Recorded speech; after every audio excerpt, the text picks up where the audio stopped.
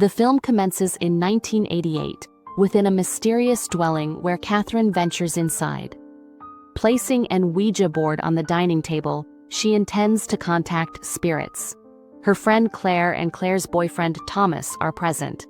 Before initiating the game, Catherine reveals her desire to harm them, emphasizing the house's haunted history, marked by numerous past murders. They begin playing the Ouija board game, initially without fear.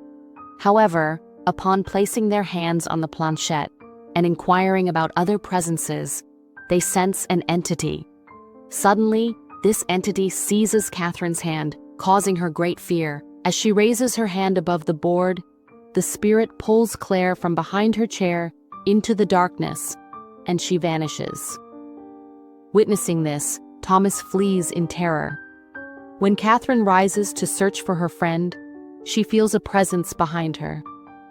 Turning, she sees an indistinct, strange entity that lifts and throws her out of the house. The scene then shifts years later, introducing Laurie and her mother, facing eviction due to unpaid installments. While packing, Laurie requests permission to visit their old house to research a book on paranormal phenomena, despite its reputation for such activity.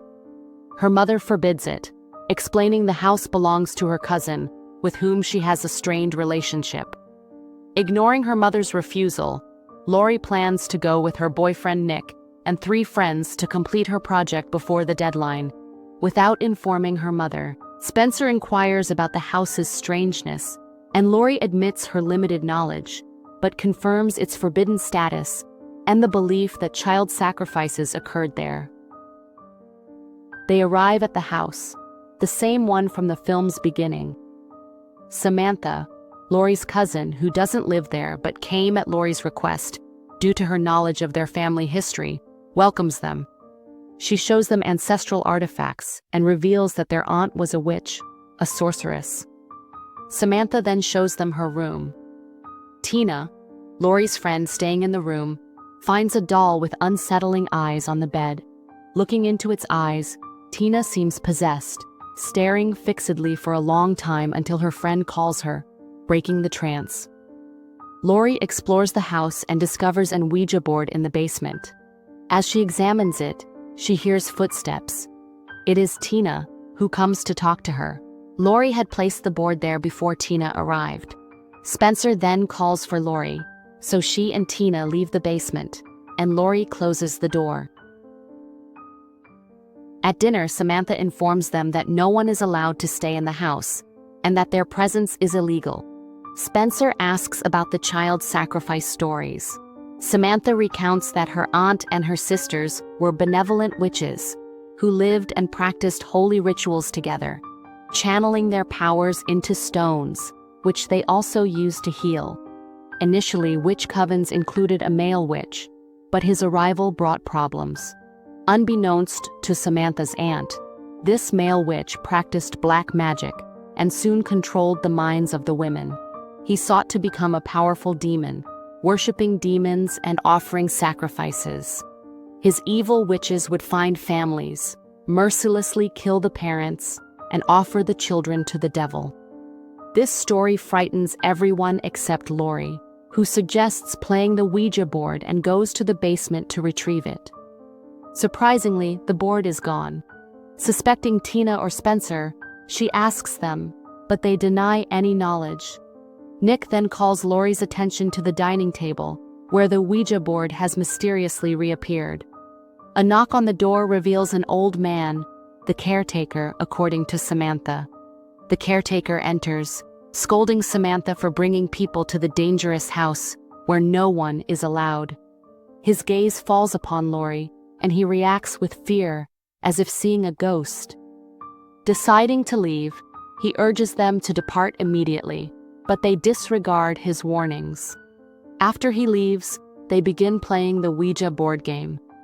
Laurie explains the rules. Never play alone, never in a graveyard or where murder has occurred, a rule they are already violating, and always say goodbye. Placing their fingers on the planchette, they attempt to contact spirits. Initially, good spirits communicate briefly, moving the planchette to goodbye, indicating their reluctance to play. They try again and encounter another spirit that suggests a word-guessing game.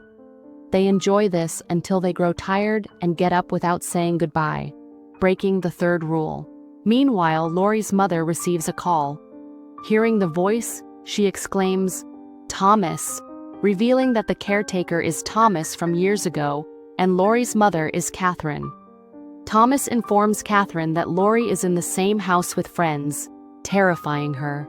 Catherine insists he get Laurie out, but Thomas apologizes and hangs up. As he starts his car to leave, he sees a shadow in the back seat. He realizes it is the spirit of Roca, the evil wizard who sacrificed children and now controls Thomas's car, causing an accident that kills him. Back in the house, Samantha hears voices upstairs. Investigating, she finds only a doll. Picking it up, she hears a voice from inside, drops the doll in fear, and retreats as the door slams shut.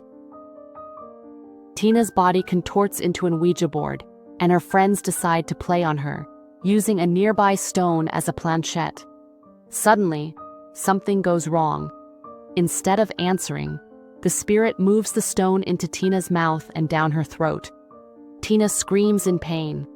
Seeing her condition, they decide to take her to the hospital, but every attempt to leave the house leads them back.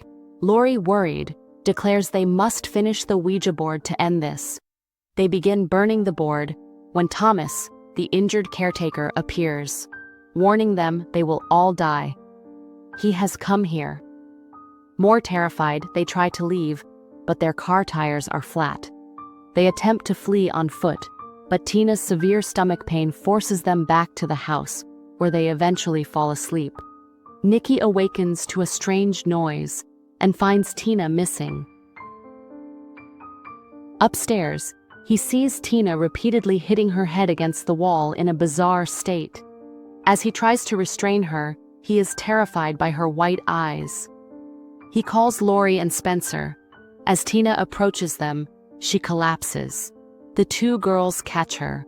Laurie notices torn wallpaper behind where Tina was hitting her head. Removing it, she finds the letter P. Laurie suspects the house itself is an Ouija board, an Ouija house. She asks her friends to place their hands on Tina. Tina then runs to another wall and hits her head. Laurie removes the wallpaper to find the letter L. Repeating the process, they find the letter A on another wall. Laurie realizes the spirit is communicating through the house, wanting them to play a game. To test her theory, Laurie asks Spencer and Nick to tear down more wallpaper. They uncover several letters, confirming Laurie's suspicion. The house is an Ouija board, imprisoning spirits. Laurie asks the spirit its name. 4 letters appear sequentially on the wall, spelling Loca, the evil wizard's spirit. Laurie is frightened. Turning, she bumps into a cupboard which then opens, causing Samantha's lifeless body to fall out. Devastated by the loss of Samantha, who had supported her, Laurie is comforted by Nick and Spencer. She then sees "Goodbye" written on the door and urges them to leave. They flee, but find themselves back in the same room. The house is a maze.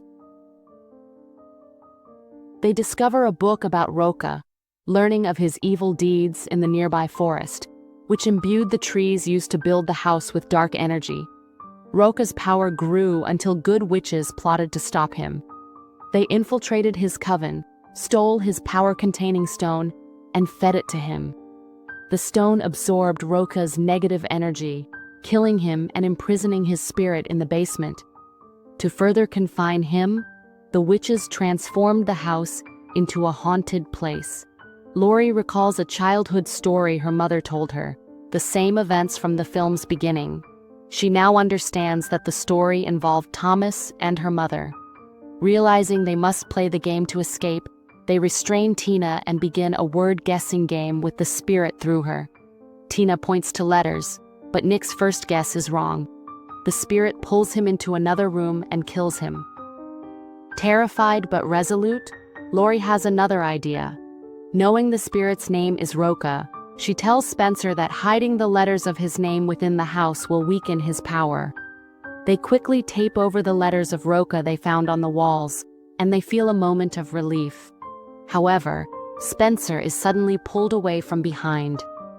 Seeing that hiding Roca's name didn't work, Lori turns to Tina and apologizes before stabbing her in the stomach and retrieving the stone. As she pulls it out, Tina momentarily regains consciousness, her eyes still white and menacing. At that moment, the tape covering the letter R on the wall falls off.